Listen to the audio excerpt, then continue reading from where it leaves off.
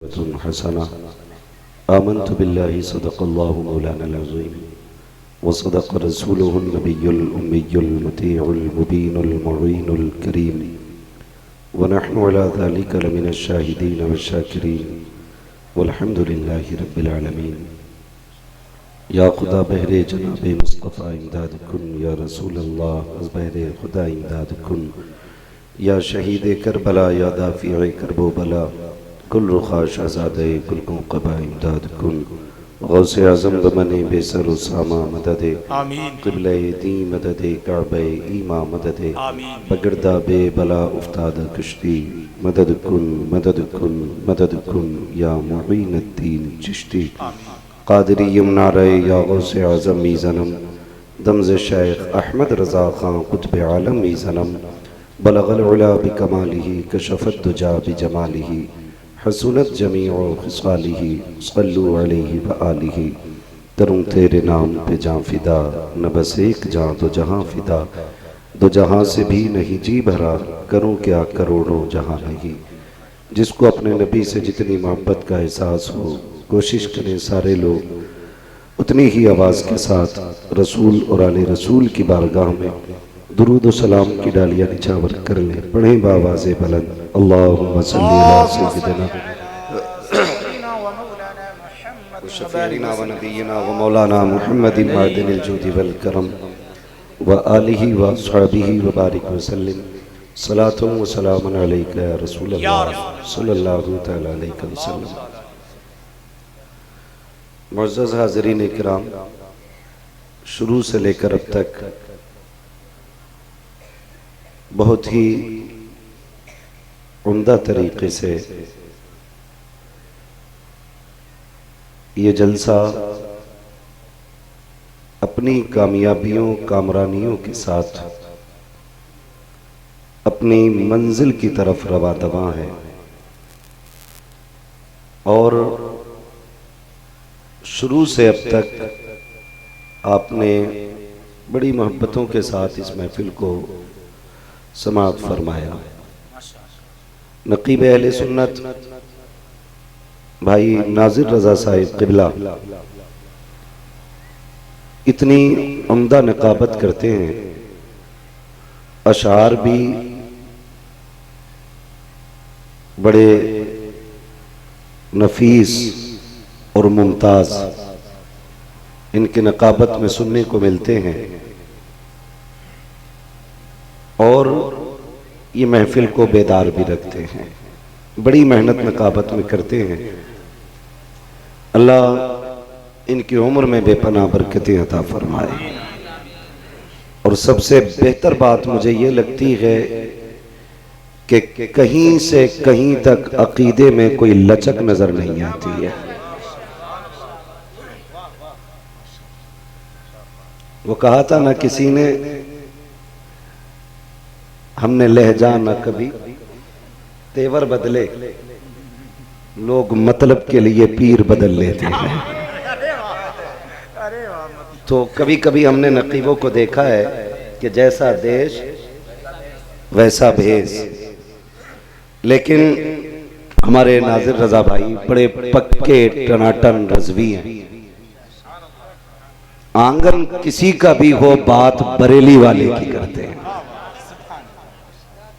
ये मजबूती अकीदे में अल्लाह सलामत रखे और अल्लाह हर सुन्नी को इतना की पक्का और टनाटन बना दे। आप आमीन कह दें ताकि अकीदे और मजबूत हो जाएं। हाँ, अल्लाह सलामत रखे। उनसे पहले आपने मद्दाहे खैरुल अनाम भाई नूर मुजस्सम साहब,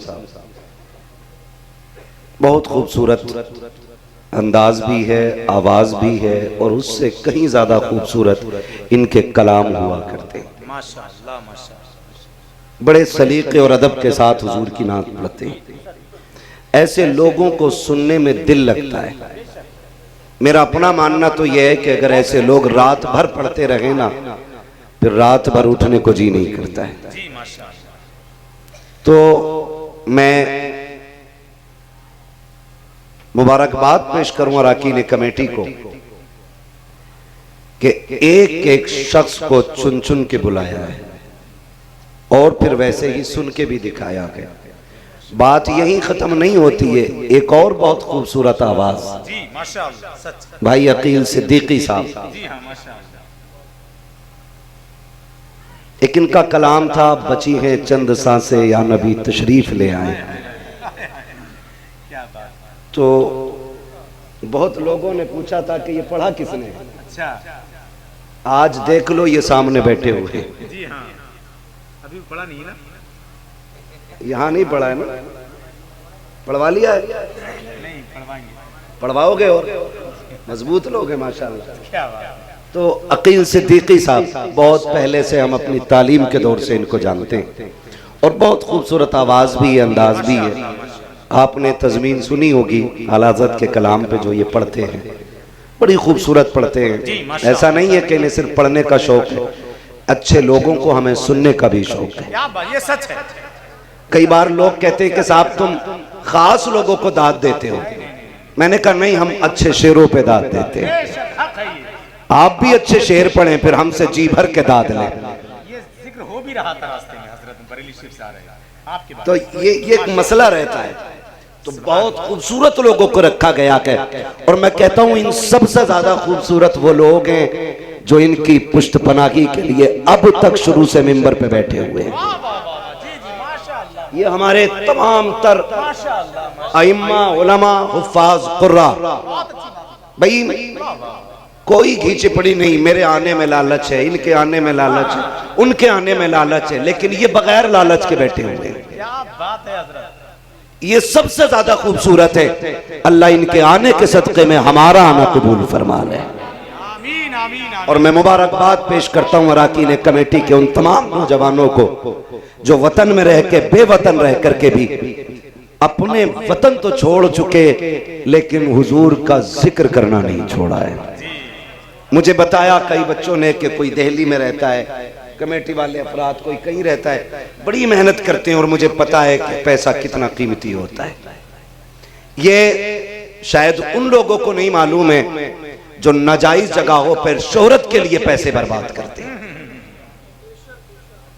हमारा दीन हमें यह बताता है, महबूब अलैहिस्सलाम का फरमान है, अगर मोमिन की कमाई का हलाल 1 रुपया कब्र में गिर गया हो और तख्ते लगा दिए गए हों, फरमाया गया तख्ते हटाए जाएं, रुपया पहले निकाला जाए। इतना अहम है हमारा रुपया।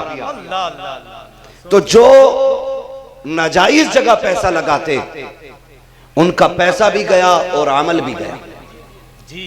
और जो जायज जगह पैसा लगाते बात है, क्या बात है। वो गया नहीं, जमा हो गया।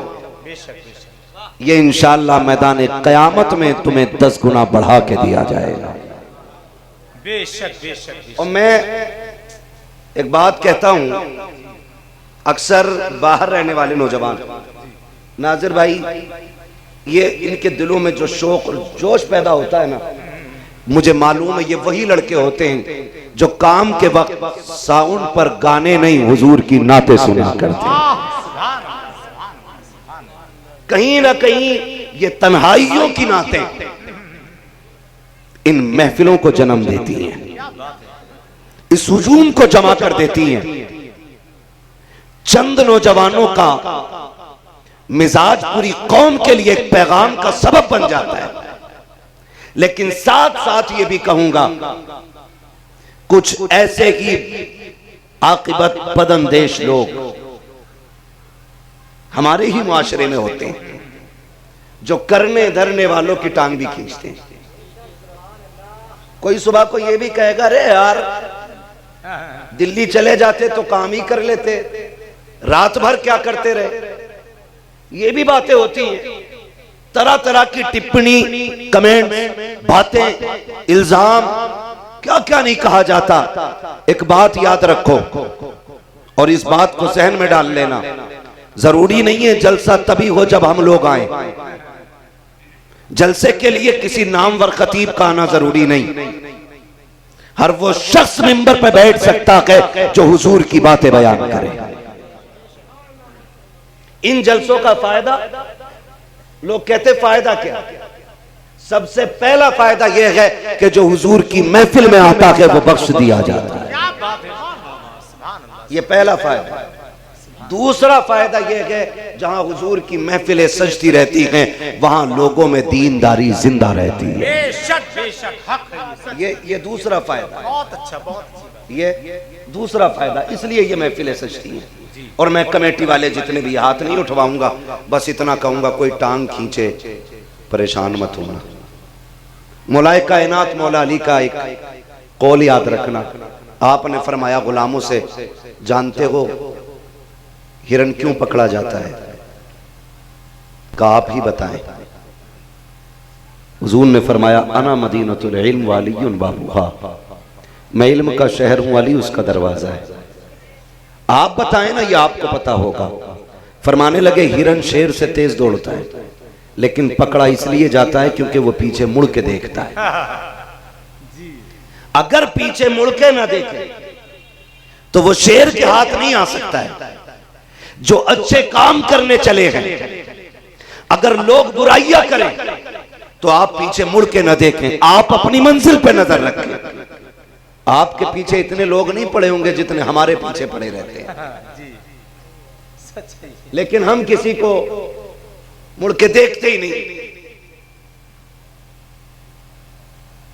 बिलग्राम शरीफ पे एक कलंदर रहता है जो मर्द खुदा है, दुनिया रईस उल अस्किया सरकार वैस मुस्तफा के नाम से जानती है। जब बहुत ज्यादा लोगों ने ना, कट मुल्लों ने आधी पढ़ाई पढ़ के मेरे खिलाफ वीडियोस बनाई, मैंने कहा हजरत इजाजत दें एक बार मैं भी कुछ बोल दूं। उन्होंने एक बात कही, अगर ना बोलोगे तो क्या क्या? हजरत मैंने कहा शर्म लग रही है, लोग कमेंट कर रहे हैं कि इसका जवाब दिया जाए। उन्होंने एक बात कह के चुप कर दिया था। उन्होंने कहा कि तुम्हारी इज्जत ज्यादा है या रब के यूसुफ की इज्जत ज्यादा थी? उन्होंने अगली बात कही, कहने लगे बंदा उस वक्त तक वली हो ही नहीं सकता जब तक उसके सीने से इंतकाम की आग खत्म ना हो जाए। वाह वाह, बहुत बड़ी बात। ये उन्होंने कहा जो भौंकने भौंकने दो, बात है यार, अपना काम करते रहो। मैं कमेटी वालों से कहूंगा, हो सकता है कल तुम्हारे चंदे पे कोई एतराज करे, कोई तुम्हारे काम पे एतराज करे, कोई ये भी कह सकता है ये पेट पालने के तरीके हैं, कोई ये भी कह सकता है बेमकसद कोई काम तो नहीं छोड़ेगा, कोई ये भी कह सकता है पिछले साल का बचा पैसा खा गए थे, कोई ये भी कहेगा इस बार का भी पैसा खाया है। फिक्र मत करना, जो रब ने ड्यूटी लगाई है करते रहना। अगर कोई कलाई थामे, कोई गालियां दे, उससे कुछ ना कहना, सिर्फ ये सोच लेना हमें तुझसे नहीं, क़यामत में मदीने वाले से इसकी जज़ा चाहिए। सुभान अल्लाह, मदीने वाले से इसकी जज़ा चाहिए। वाह वाह, इसलिए आप काम करें, वाह वाह वाह, आप काम करें, हमें न बुलाएं, कभी ना बुलाएं, लेकिन ये जलसे होते रहने चाहिए, इनसे दीन पहुंचता है। मैं एक ऐसी जगह गया नाज़िर भाई कि जिस गांव में हिंदुस्तान आजाद होने के बाद पहला जलसा हुआ था, हाँ, पहला जलसा, वहां जाके बैठे ना, उन लोगों ने बताया, कहने लगे हजरत जी हमारे गांव में ना जब से मुल्क आजाद हुआ आज तक कोई जलसा ही नहीं हुआ। मैंने कहा आज क्यों? अब क्यों हो रहा है ये पहली बार? कल कुछ लोगों ने आपको सुना ना तो तमन्ना हुई कि इनको सामने से सुने, बोले ये आपकी वजह से हो रहा है। फिर उन्होंने जो अगली बात कही ना, आप भी हैरत करेंगे। उन्होंने कहा हजरत जरा दीन बता देना हमारे गाँव में। बोले आज भी होली पे हमारी गांव की औरतें पीपल के ऊपर जाकर के पूड़ियां चढ़ाया करती हैं। अल्लाह, ये कलमा पढ़ने वालों की कहानी है। हाँ, ये कंडीशन होती है जहां जलसे नहीं होते, वहां दीन आसानी से नहीं पहुंच पाता है। अब ये एक महफिल सजी है, इसमें कितनी जगह के लोग आए हुए हैं जी। ये अपना क्या नाम है गांव का? ऊन कला। ऊन कला। जितने लोग ऊन कला के नहीं है जरा वो हाथ उठा के दिखा। कितने लोग बाहर के? बाहर से कितने लोग? बाहर से कितने लोग? अब कमेटी वालों हाथ नीचे कर लें, ये देखें आपके जरिए दीन कहां तक जाएगा। और सिर्फ दीन नहीं जाएगा, आपने मेहनत करके जो रजा के शेर को बुलाया है ना, जिसे दुनिया मुखय्यिर कौम व मिल्लत हुजूर अदनान मियां के नाम से जानती और पहचानती है। मैं उस शख्स को बरेली में मुजाहिद सुन्नियत कहता हूं, जो सिर्फ जबान से नहीं वजूद से भी कौम के लिए लड़ जाया करता है। कितनी मस्जिदों पर मैंने हजरत को जाकर के एहतजाज करते देखा है। हमारे तालिबे इल्मी के दौर में हरी मस्जिद थी या लाल मस्जिद, एक मर्तबा देवबंदियों ने कब्जा किया, झगड़ा हुआ, ताला पड़ गया। हम लोग उस जगह मौजूद थे, हम मदरसे से गए थे सारे लोग, हुजूर अदनान मियां गए, लोगों ने बहुत रोका, प्रशासन ने रोका, कहा झगड़ा हो जाएगा, ताला नहीं खुलेगा। आपने कहा सुनो, इशा की नमाज अगर पढ़ी जाएगी तो इसी मस्जिद के अंदर जाकर के पढ़ी। नारे तकबीर, नारे रिसालत, मसलके आला हजरत आमदे हुजूर अदनान मियां मुजाहिदे अहले सुन्नत। और गवाह एक में नहीं, हजारों लोग गवाह है। आखिरकार ताला खोलना पड़ा और रजा की बेटे की क़यादत में सुन्नियों ने इशा की नमाज उसी मस्जिद में पढ़ी। हमारी कौम को ऐसे मुजाहिदों की जरूरत है, बहुत अच्छा, बहुत अच्छा। ऐसे कायदों की जरूरत है, हमें ऐसे खानकाही लोगों की जरूरत है जो सिर्फ हमारे चंदे से प्यार न करे, हमारे दीन से भी प्यार करता हो। गलत नहीं कह रहा हूं, आज कौम किस मकाम पे आके खड़ी हो गई है, पूरी जिम्मेदारी से बात कह रहा हूं मैं। माफ कीजिएगा अगर कड़वी लग भी जाए तो, मैं इसकी फिक्र नहीं करता। मेरा उसूल है, मैं आईना को दिखाऊंगा दाग चेहरे के, जिसे खराब लगे सामने से हट जाए। सुभान अल्लाह, सुभान। आज हमारी कौम कहां खड़ी है, हालात देख रहे हैं अपने। हमारी मस्जिदें हमसे छिनने वाली हैं, हमारी खानकाहों का हक हमसे ले लिया जाए, हम अपने मरहूमों की कब्रों पे नहीं जा सकते। इसका जिम्मेदार कौन है? वो जो सुबह को हल लेके जाता शाम को लौटता है, या वो जो सुबह मंडी में जाके खड़ा होता है और शाम को थक के आके लेटता है,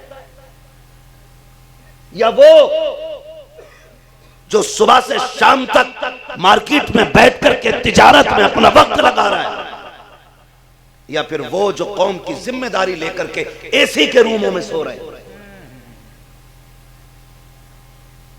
अगर हम सबसे बड़े हों तो सबसे पहले सर कटाने हम तैयार हैं, वरना जो सबसे बड़ा हो उसकी जिम्मेदारी बनती है कि वो आगे बढ़े।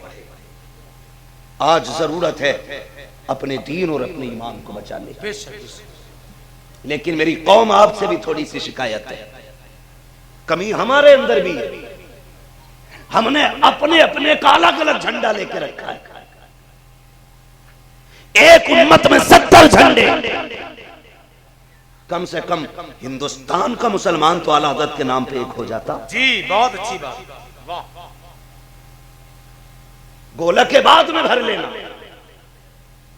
पैर बाद में दबा लेना, कम से कम आला हजरत के नाम पे तो एक जगह हो जाते। आज हम किसी को कायद मानने के लिए तैयार नहीं। खून के आंसू रोना पड़ता है जब कभी हुजूर अख्तर रजा की याद आती है। हम जानते हैं जब तक ताजुश शरिया हयात थे हिंदुस्तान में सुन्नियत का भरम था। आज भी रोना आता है जब से मेरे मुर्शिद ने पर्दा किया है। आज कौम का शिराजा बिखर गया है। आज कोई पुरसाने हाल नहीं है, आज कोई सरों पे हाथ रखने वाला नहीं है। आपसे भी कहना चाहता हूँ, आपको कोई भी खानकाह के नाम पे लड़ाए, लड़ना नहीं है। पीर के नाम पे जुदा करे, जुदा नहीं होना है। झंडे के नाम पे अलग करे, अलग नहीं होना है। और एक ही बात कहनी है, हमें तेरी नहीं सुननी है, हमें बरेली के अहमद रजा की सुननी है। उन्होंने कहा था वो जो न थे तो कुछ न था, वो जो न हो तो कुछ न हो। जान है वो जहान की, जान है तो जहान। नारे तकबीर, नारे रिसालत, मसलके आला हजरत, बस्ती बस्ती करिया करिया, सर जमीने उन कला। माशाअल्लाह यार, और किसी एक शख्स को अपना कायद मुकर्रर कर ले। मैं कह दूं अगर कड़वा ना लगे किसी को तो लगे तो खाक से लगे। पाए मोरा लंगनेस्त मुल्के खुदा तंगने। क्या बात है, बहुत अच्छा जी। एक घर का एक जिम्मेदार होता है जी। घर में कितने अब्बा होते हैं? टेंशन में आगे कुछ लोग क्या कितने होते हैं? जोर से एक बाप होता है। और घर वही सही चलते हैं जो बाप की मुट्ठी में जिन घरों का निजाम होता है, ये याद रखिए। अगर एक घर के अंदर 3 लोग बाप बनने लगे, फिर घर नहीं रहते, घरुए बन जाते, घरुए बन जाते, छोटे छोटे छोटे छोटे छोटे। और जो वैल्यू, जो वकार हवेली का होता है ना, वो घरुओं का नहीं होता है। क्या बात है, हवेली की बात ही है ना। आप हवेली को हवेली रहने दें, बुरा न माने तो कहूं बरेली को बरेली रहने दें। क्या बात है, क्या बात। बरेली कल भी मरकज था। बरेली जो मानते वो बोले, जो नहीं मानते वो अपना मुंह बंद करके बैठे। हाँ, जिसके अकीदे में खोट है, मुझे तो उसकी दाद भी नहीं चाहिए। मुझे दाद उसकी चाहिए जो एहसान फरामोश ना हो, एहसान शनास हो। क्या बात। बरेली कल भी मरकज था। बेशक। बरेली, बरेली, सारे बोले बरेली। मैं जो देख रहा हूं नहीं बोल रहे, मैं खड़ा करके फिर पूछ लूंगा इनका सिलसिला कौन सा। बरेली कल भी मरकज था। बरेली, और बरेली कल भी मरकज रहेगा। बरेली कल भी मरकज, इसलिए कि मरकजियत की वजह स्मार्ट सिटी नहीं, महानगर नहीं, बरेली के मरकज होने की वजह अहमद रजा है। अल्लाह जिंदाबाद, अल्लाह या रसूल, या रसूल है ना। हो सकता है कल मेरी गुफ्तगू पे कोई टिप्पणी करे। मैं आज कहता हूँ हमारे उलमा ने हमारा कायद हुजूर असजद मियां को मुकर्रर किया है। सुभान अल्लाह, सुभान अल्लाह। बेशक। फिर अगर सारे लोग मिल करके उन्हें कायद तस्लीम कर लें, तो कम से कम कौम एक ठिकाने पे नहीं आ जाएगी। बोलो आ सकती है कि नहीं? आ जाएगी ना। लेकिन माने क्यों? सबके अब्बा तो आला हजरत है, और हर कोई अपने आप को मुफ्ती आजम समझे बैठा है। मैं पूरे हिंदुस्तान की बात कर रहा हूं, इसलिए मैं कहना चाहता हूं खुदाराज कौम एक जगह आ जाए। ये कौम की सबसे बड़ी जरूरत है, सबसे बड़ी जरूरत है। आज हम एक जगह इकट्ठा होना, एक जगह। और याद रखो, मैं आपसे फिर ये कह दूं, डॉक्टर इकबाल का वो शेर, डॉक्टर इकबाल ने पहले ही कहा था, न सब लोगे तो मिट जाओगे हिंदी मुसलमानों, तुम्हारी दास्तां तक भी न होगी दास्तानों में। अभी वक्त है, होश के नाखून लें, अपने रवैये बदलें।